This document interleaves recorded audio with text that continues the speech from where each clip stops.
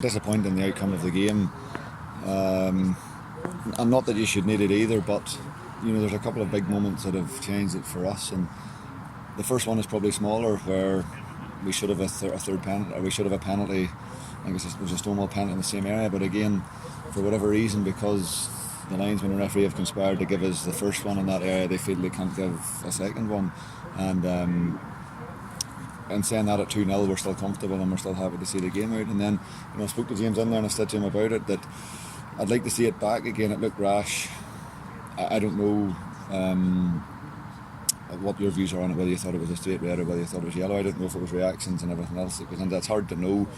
In saying that, and I said that to James, it's still no justification. We just should not be in that scenario, and I can see fit if we're 2-0 down with 20 minutes to go and James does something like that through pure frustration. But when we're 2-0 up, and how we've managed the game up until that point has been super. The decision that he takes at that point in time to even enter into that type of a challenge or whatever else is just, it's crazy, and it's hurt us big time. It's a moment of madness from him, really.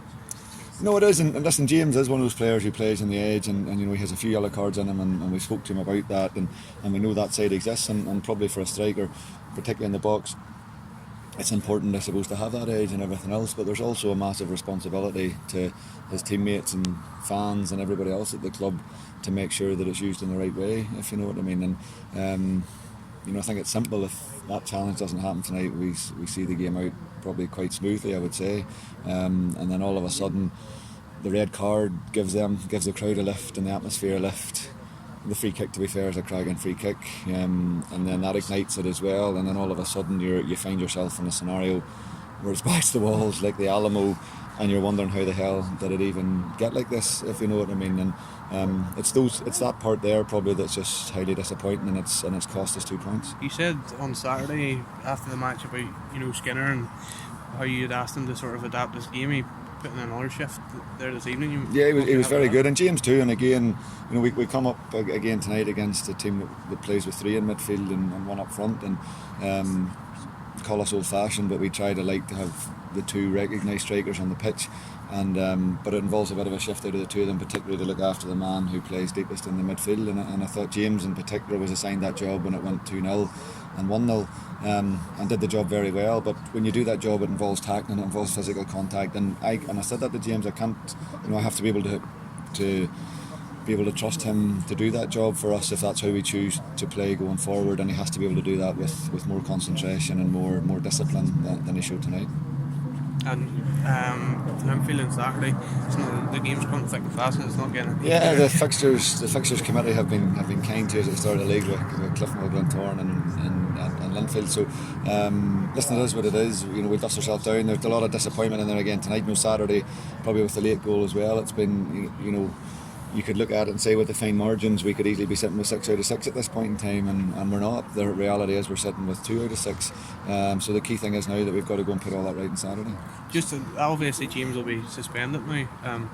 Does that force your hand in terms of transfers or anything like that? No, because we can't create transfers out of the middle of the air. We are looking for players at this point in time, but it's well known in this country that footballers are very hard to come by, and the right ones anyway are the ones that you would want. So we're not into panic buying. I've never done it before and never will do it. So ideally we're still looking for the right players, and we'll keep doing that.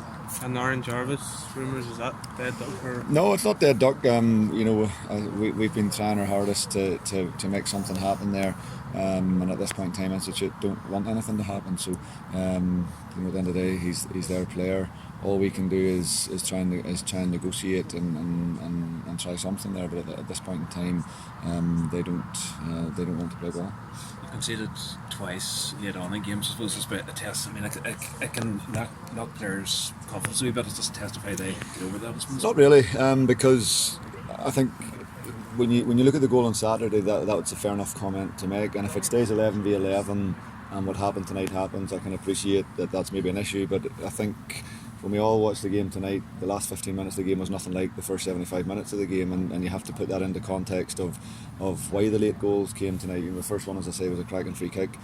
The second one comes because it's just in relentless pressure at that point in time, and sadly the ball drops to the right man.